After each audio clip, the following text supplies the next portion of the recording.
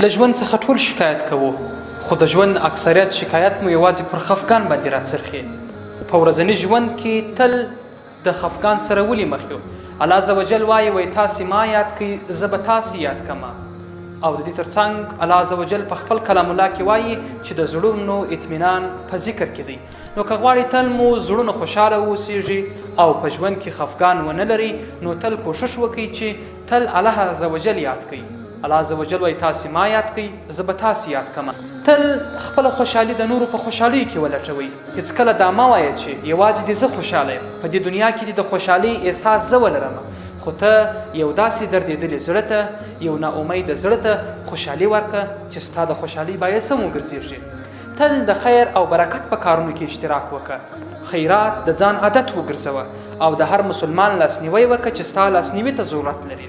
او د الله تعالی سره هغه ژمنه چې تا په لومړۍ ورځ د پیدایښت سره کړې ده، هغه ژمنه پر ځای کړه.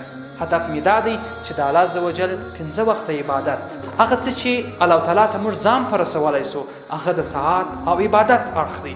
تل د نورو د شرونو څخه په امن کې اوسېږه، نو به ته وګورې چې ته څونه خوشحاله او د سوکالي ژوند ولرې. په دې هیله چې د خفګان سره د مبارزې په برخه کې دغه څو نقاط په نظر کې ونیسو، تر څو دایمي خوشحالي مو په نصیب سي.